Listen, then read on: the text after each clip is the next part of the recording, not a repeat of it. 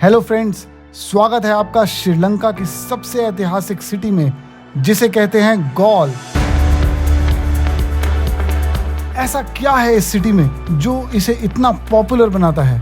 कौन आया था यहाँ पे सबसे पहले इस सिटी में इसे कॉलोनाइज करने के लिए? क्या है यहाँ की टॉप अट्रैक्शंस एंड कितना समय चाहिए इस सिटी में अगर आप आए हैं श्रीलंका में? ये सब जानकारी के लिए बने रहिए। आप लोगों में जो इस चैनल पर नए हो, मैं आपका स्वागत करता हूं। मैं हूं अरविंद सरीन, एक टेक्नोलॉजी कंपनी का सीईओ जो छोटी उम्र में पढ़ाई करने के लिए अमेरिका चला गया था। वहां का पासपोर्ट हासिल करने के बाद मैंने फैसला किया पूरी दुनिया को घूमने का। मैंने अभी तक वैसे तो 47 कंट्रीज घूम ली हैं, इंग्लैंड, स्कॉटलैंड, आयरलैंड से लेके ब्राजील, इजराइल, पैलेस्टाइन और इजिप्ट तक, आइसलैंड से लेके यूरोप की बहुत सारी countries like Poland, Italy, France, Vatican City, Slovakia, Malta, यहाँ तक कि मैं पहुंच गया यूक्रेन भी, while the war was still going on। अकेले घूमने में मजा तो बहुत आता है, बट ऑनेस्टली थोड़ा बोर भी लगता है। दिवाली पर मेरा मन था मम्मी पापा को दिल्ली में विजिट करने का, और तभी मैंने प्लान बनाया श्रीलंका जाने का। ये कंट्री मेरी बकेट लिस्ट में काफी टाइम से थी, तो मैंने डायरेक्ट फ्लाइट ली दिल्ली से कोलंबो तक की। कोलंबो में मैं एक रात रुकने के बाद पहुंचा कैंडी, जो कि श्रीलंका का नैनीताल है। कैंडी में 2 रात रुकने के बाद मैं वर्ल्ड की सबसे फेमस ट्रेन राइड ली एला के लिए। वहाँ 3 दिन रुकने के बाद मैं पहुंचा वाइल्ड लाइफ सफारी करने के लिए, एंड उसके बाद मैं पहुंचा सदर्न श्रीलंका में, जहाँ के बीच सबसे फेमस हैं। एक रात हम रुके मरिस्सा में और फिर हम चल दिए सबसे ऐतिहासिक सिटी की ओर, जो मैं आपको इस वीडियो में दिखाने वाला हूँ।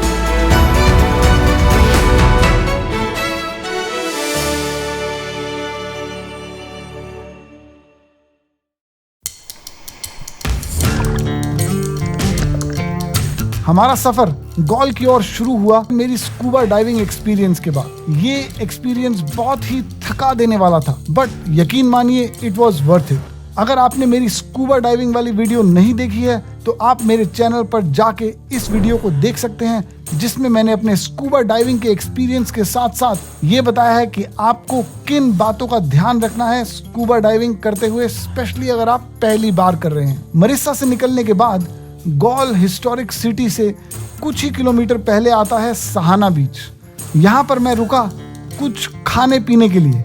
ये सहाना रेस्टोरेंट है जो सहाना बीच के ठीक सामने है, और यहाँ से सनसेट का बढ़िया व्यू मिलता है यहाँ पर बैठकर खाते हुए। एक और चीज इस बीच की जो बहुत ज्यादा फेमस है वो है वाटर स्पोर्ट्स और सर्फिंग। बहुत सारे फॉरेनर्स यहाँ पर सर्फिंग सीखने आते हैं और पूरा बीच भरा रहता है सर्फर से।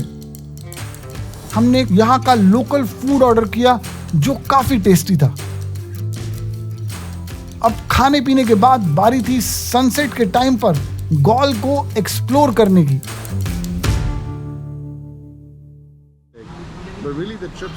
जैसा कि मैंने बताया, गॉल श्रीलंका के साउथ वेस्ट कोस्ट में बसा हुआ सबसे पुराना शहर है। ये फेमस है गॉल फोर्ट के लिए और फोर्टिफाइड ओल्ड सिटी के लिए, जो बनाया था पोर्चुगीज कॉलोनिस्ट ने 16th सेंचुरी में। ये पूरा का पूरा शहर पोर्चुगीज आर्किटेक्चर का एक बेहतरीन एग्जाम्पल है, और यहाँ पर किसी टाइम पर व्हीकल्स भी अलाउ नहीं किए जाते to maintain its historical charm. Dutch reform church और गॉल लाइट हाउस यहाँ के मेन प्लेसेस हैं जहाँ पर आपको जरूर विजिट करना चाहिए अगर आप गॉल घूमने आ रहे हो तो। Welcome to Galle old city. ये गॉल की आइकॉनिक ओल्ड सिटी है जहाँ पर डच पहली बार आए थे।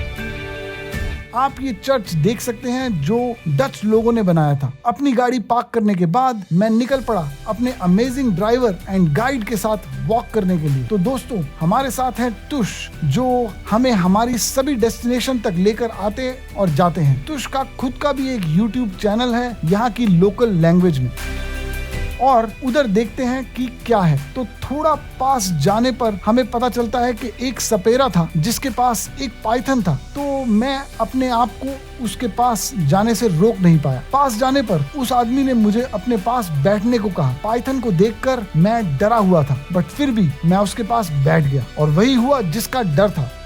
उसने पाइथन को मेरे गले में डाल दिया। इस टाइम मेरी जो हालत थी मैं एक्सप्लेन भी नहीं कर सकता। आपको मेरे चेहरे पर हंसी तो दिख रही होगी, बट मैं अंदर से बिल्कुल घबराया हुआ था, क्योंकि आज तक इतना बड़ा पाइथन मैंने अपने गले में तो क्या, हाथ में भी नहीं पकड़ा था। हाँ, वियतनाम में मेरे साथ एक ऐसा ही इंसिडेंस हुआ था, पर वहाँ पर और भी लोग थे, तो मैं कॉन्फिडेंट था कि कोई नुकसान नहीं पहुँचेगा। बट यहाँ पे अकेले एक पाइथन को लेकर बैठा था तो मुझे बहुत डर लग रहा था। भाई अगर कुछ हो गया तो ये बंदे का क्या जाएगा, लेने के देने तो मेरे पड़ जाएंगे। खैर, ये भी एक अच्छा एक्सपीरियंस था। इसके बाद हम आगे बढ़ गए। रास्ते में हमें डच लोगों के द्वारा बनाया गया मैरीटाइम म्यूजियम दिखा, तो हमने सोचा कि इसको भी एक्सप्लोर करते हुए चलते हैं। बट अनफॉर्चुनेटली इसकी टाइमिंग 9 से 5 तक थी और हम ऑलरेडी लेट थे इसके लिए। इसके टिकट के प्राइस एडल्ट्स के लिए श्रीलंकन 550 रुपीज हैं, यानी कि around 150 Indian rupees. So this used to be a place that was really bustling back in the day. तो अभी मैं आपको बताऊंगा इसकी फोर्टिफिकेशंस एंड की प्लेसेस के बारे में। तो ये एक यूनेस्को वर्ल्ड हेरिटेज साइट भी है।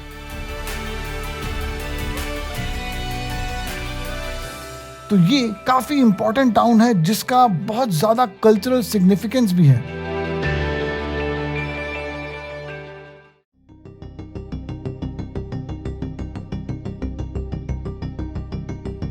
अब बारी थी पोंटे डे गाल लाइट, यानी कि फेमस लाइट हाउस की। ये ब्यूटीफुल लाइट हाउस 1848 में ब्रिटिशर्स ने अपने रूल में बनवाया था, जो कि उस टाइम पर एक सिंपल वुडन पोल पर एक लैंटर्न माउंटेड था। 1939 में इसको एक प्रॉपर लाइट हाउस का रूप दिया गया, जो कि कुछ ऐसा दिखता है। इसकी हाइट 26 मीटर यानी 85 फीट है और इसका main usage navigation and landmark के तौर पर किया जाता है। ब्रिटिशर्स यहाँ पर आए पोर्चुगीज एक्सप्लोरर्स के बाद। जब उन्होंने इंडिया को बंदी बनाया था तब श्रीलंका को भी कॉलोनाइज कर लिया था।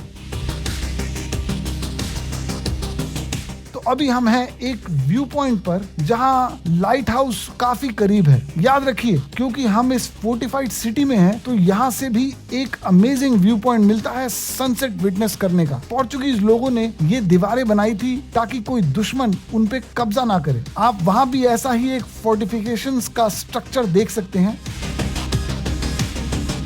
ये पूरा एरिया एक पेनिनसुला या यूं कहें कि गल्फ की तरह है, जो कि ओशन से सराउंडेड है, जो कि गॉल सिटी का हिस्टोरिक टाउन भी है। इस व्यू पॉइंट पर आकर मैं थोड़ी देर इस सुंदर सनसेट का लुत्फ उठाना चाहता था,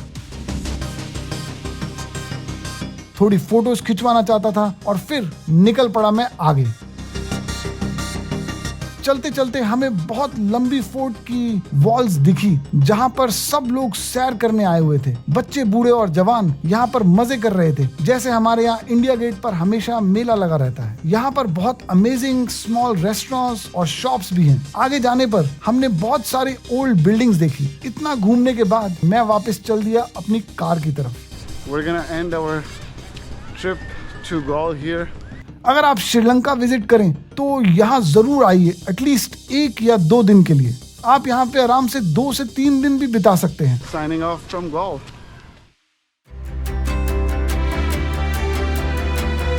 गॉल सिटी हमेशा से ही एक हिस्टोरिक वैल्यू होल्ड किए हुए है श्रीलंका के रेकमेंडेड विजिटिंग प्लेसेस में से।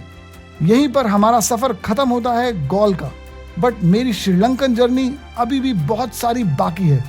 अगर आप जानना चाहते हैं अपने श्रीलंका ट्रिप पे क्या क्या कर सकते हैं और क्या क्या देख सकते हैं, तो देखिए मेरे वीडियो, जहां पर मैं गया एक जंगल सफारी पे, वेल वॉचिंग ट्रिप पे, क्लबिंग भी की मैंने वहां अपने एयरबीएनबी होस्ट के साथ, अमेजिंग स्कूबा डाइविंग की, लिटिल एडम्स पीक की ट्रैकिंग करी, रावण वाटरफॉल्स पे भी गया और ना जाने क्या क्या।